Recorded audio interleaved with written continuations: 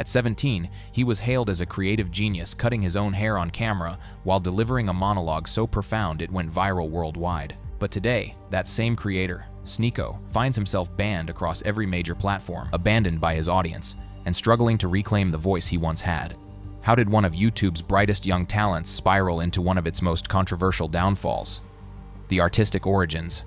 Born the 8th of September 1998 in New York City to a Filipino mother and Haitian father, Nicholas grew up middle class and attended private school. At just 15 years old in 2013, he started his YouTube journey with gaming commentary videos, primarily Call of Duty rants that earned him his first AdSense check at 14.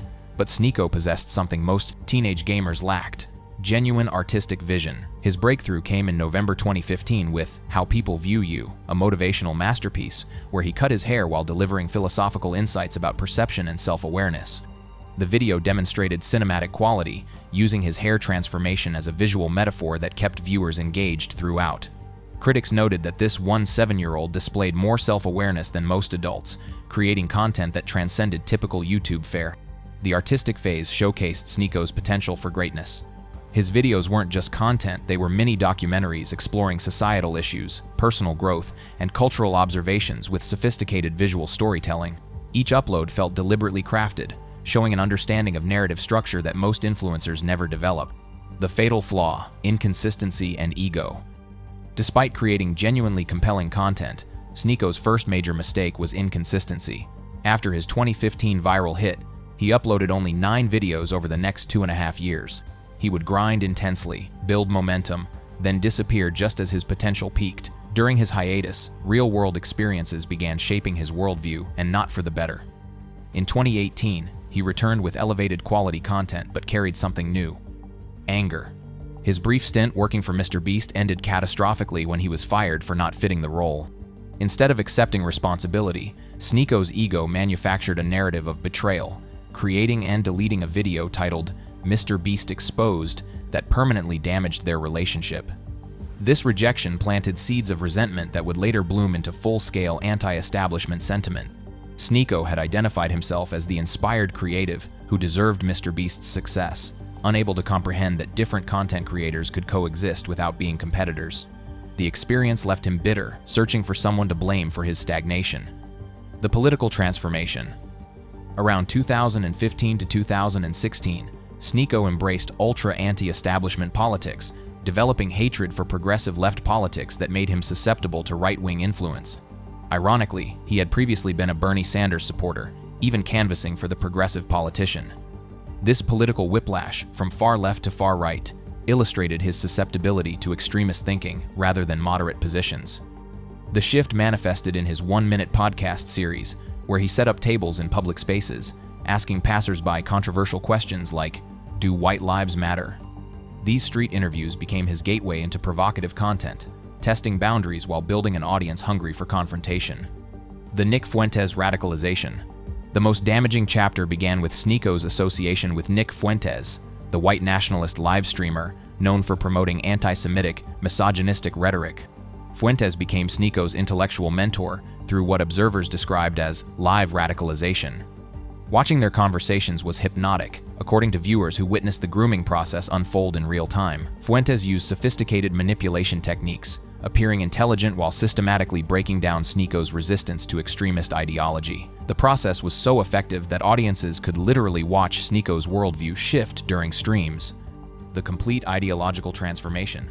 By 2022, Sneako was unrecognizable from his artistic origins. His content became pure right-wing trolling, asking white people inflammatory questions and promoting manosphere ideology. He aligned himself completely with Andrew Tate, reacting obsessively to the controversial figure's content and absorbing his misogynistic worldview. Sneako's new persona involved objectifying women, promoting traditional gender roles through an extremist lens, and attacking anyone who disagreed as liberal idiots, destroying civilization. His streams became aggressive rants, where he'd scream about evolution and biology while demonstrating none of the thoughtfulness that characterized his earlier work. The numbers told the story of his moral compromise paying off financially. From July to September 2022, his subscriber count exploded from 150,000 to nearly 900,000. His monthly views skyrocketed from 2 million to sometimes 30 million. stream viewership jumped from 1,000 to almost 10,000 concurrent viewers. Success had arrived, but at the cost of everything that made his content worthwhile: the platform purge. Sneako's extremist content inevitably attracted platform enforcement. YouTube permanently banned his main channel in 2022 for spreading election misinformation and COVID-19 vaccine conspiracy theories. When the platform unexpectedly reinstated his account in October 2024, he managed to get banned again within 24 hours. The cascade continued across platforms. Twitch banned him permanently in 2024, followed quickly by Kick. Within a 48-hour period in October 2024, Sneako found himself simultaneously banned from YouTube, Twitch, and Kick, a remarkable achievement in platform violation efficiency. These weren't isolated incidents, but the inevitable result of consistently pushing boundaries with inflammatory content designed to generate outrage engagement. Each ban represented another bridge burned in pursuit of short-term viral moments over sustainable content creation. The hollow conversion. In mid-2023, Sneako announced his conversion to Islam. However, this appeared to be another calculated move, rather than genuine spiritual transformation. Critics noted how his pantomime of Muslimness served as a dog whistle to secular audiences, framing Islam as absurd while nodding to extremist elements. The conversion coincided with increased promotion of anti-Semitic rhetoric, suggesting the religious change was more about adding another layer to his provocateur persona than authentic faith. Like everything else in his content evolution, the conversion served his brand rather than representing personal growth. The audience revolt and current decline.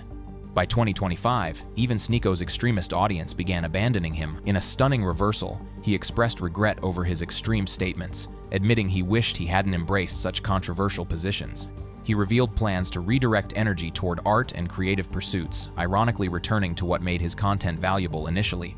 But his followers weren't interested in this transformation. The same audience that supported him during his most outrageous manosphere moments started distancing themselves when he tried pivoting away from controversy. The inevitable conclusion.